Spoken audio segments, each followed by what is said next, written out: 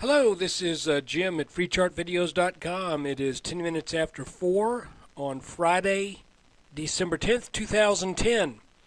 And we hit a milestone today, and we'll talk about it. I also want to remind you that this is being brought to you by freechartvideos.com. Please stop by the website, join the forum, and we're discussing various things. I don't have a whole bunch of people posting there yet, but I want to have more.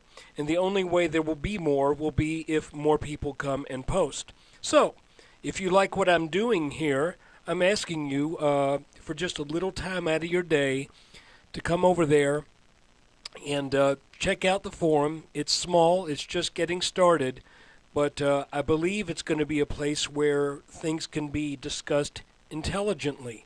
At least I'll try to remain intelligent. You're on your honor. So, using time-honored techniques to understand modern markets, let's see if we can understand some modern markets. This video is for educational purposes only. Please do not use it as your sole form of investment advice. It has been working extremely well since I've been posting on this website and also including these videos on YouTube. But one of these days, it's not going to work at all. And I don't want to catch the blame for it if you make the investment decision on that day, based solely upon what I say. So you have to do your own due diligence, and I'm sure you do. I'm not a licensed professional. I'm just a guy that draws lines on charts. Let's look at the S&P. Well, first question is, so what's the milestone? Well, if you go back on and look at some of my videos almost 2 months ago, maybe not quite 2 months ago, let's say the October teens, when I first started doing this with the website. By the way, I've been doing charts for a long time, but I just decided to go kind of public with it and bring some of these things out into the open. If you go back and listen to some of those things, you'll hear me back when I think we were probably around in the mid 1100s say that there was a pattern that pointed to a minimum target of 1240 to 1250. And folks, we hit 1240 today. So I can vindicate myself to all the bears who thought I was smoking crack cocaine, and I got all kinds of comments because Perfect Stock Alert guy and all these folks were some of them were being a little belligerent in their belief that that this is a fake rally and it couldn't possibly set new highs. And lo and behold, I kept saying, no, the chart says it's going to happen. And that's not to say that every time I say the chart says something is going to happen, it's going to happen. But this time it most certainly did. So we closed just a little bit. Well, this actually, I don't think this is the right number. This is off the BATS exchange. I believe we closed over 1240 according to my account at Schwab. So hip hip hooray. I believe we got a little bit further to go, but I'll be honest with you. I bought TNA yesterday in one of my accounts, and I sold it today because I had a nice little profit in it. You know, it's like, where else can I pick up an easy $600 or $700 in a day on a couple point gain? So I booked it, and I'm ready to buy it back if it looks like this pattern is going to fulfill, and I believe it will. The pattern I'm talking about is the latest in a series of inverted head and shoulders patterns. This one being outlined here, and I've got this drawn a little differently. Let's do it the way it really should be. There we go. So we had a breakout, came back down below the neckline, kind of centered on that neckline in a consolidation pattern, then it broke out. So there you go. There's the 1240.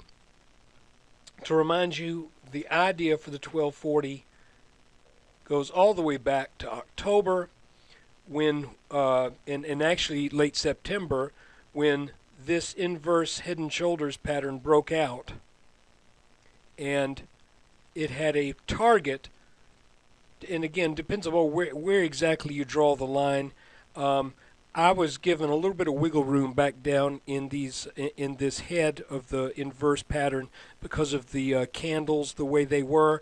I just didn't want to be too literal there, so I called the target 1240 to 1250. Will this market head higher than that if it hits? I believe so. I think this market is a bull market that, frankly, will probably run. Let me put it this way. I want to use the best language I can. When we look back on this market a year and a half or 2 years from now, I would not be surprised. This is not a prediction, but I would not be surprised if we saw this area that gave us so much trouble as being about the midway point on this overall rally. Yeah, I think we are going to test the S&P highs that were set back in, when was it, 2000, and then again in October of 2007. I think this is a very likely scenario.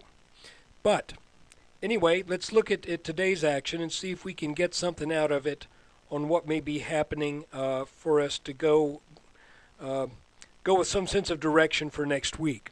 Well, to begin with, this inverted head and shoulders pattern has an implied target that is, again, the depth of the head added to the neckline, and you can see I've already done that, so this is being a little redundant, but it's got an implied target of around 1248.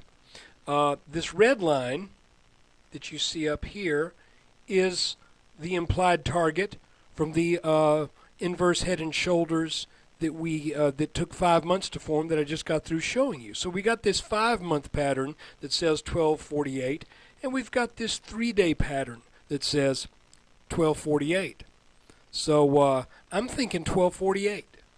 And we also appear to maybe have established a channel right here by these kind of, call it gold lines. If you look at that, you can see that we have numerous touches on the bottom. 1, 2, 3. We've got 2 touches on the top. And looky here, again, marvel of marvels, isn't this just coincidental? I say that facetiously. I believe charts are very cool. And a lot of things that you would think are coincidence really aren't.